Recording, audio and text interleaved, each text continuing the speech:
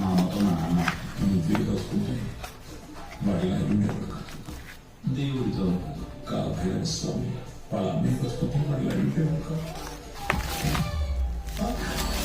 ఆయనతో కలవకపోవడంతో దేవుడు నమ్ముకొని పంపిణీ సలహాలు ఆయన ఇస్తారు. ఒక వర్షకి వెళ్ళి చెప్పాడు, మన వారికి ఈ శాఖ బరువు పెరిగిందని ప్లేస్ మార్చాలి.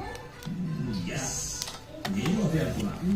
మా వాడిని కేరళలో మా బామ్మ దగ్గర పంపించారు. ఆ పని మన వాడి మీద ఉన్న గ్రహాల ప్రభావం ఉంటుంది, ఖచ్చితంగా మార్చుతుంది. మనం అమ్మని వెళ్ళనుకున్నానండి.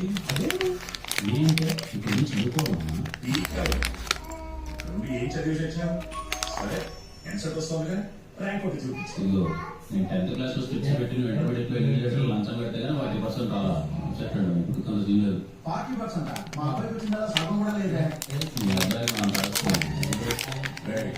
వీడి పర్సెంటేజ్ వీడి పంచి లేకుండా లంచ్ పని తీసుకోకు. సరే ఎన్సెట్ పాస్ అయితే హైదరాబాద్, లేదంటే కేరళ. సర్లే మా నాన్న కోసం చదువుదామని మొదలుపెట్టింది. ఎవరు రాస్తారో మా చదువుదాంలో కూడా ఈజీగా అర్థమయ్యాలని బేసిక్ కామన్ సెన్స్ నాలెడ్జ్ కూడా రాస్తారు. చదువు ఎక్కువతో తెలిసే వరకు ఫుల్ అయిపోయింది. దాని తర్వాత నా పని అయిపోయింది. మార్నింగ్ లేచే వరకు ఎగ్జామ్కి టైం అయిపోయింది.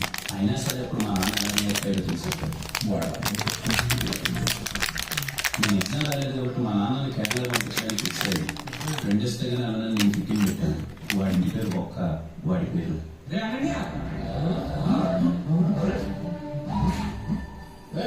అబ్బాయి అబ్బాయి నేను చూపించింది తాగండి.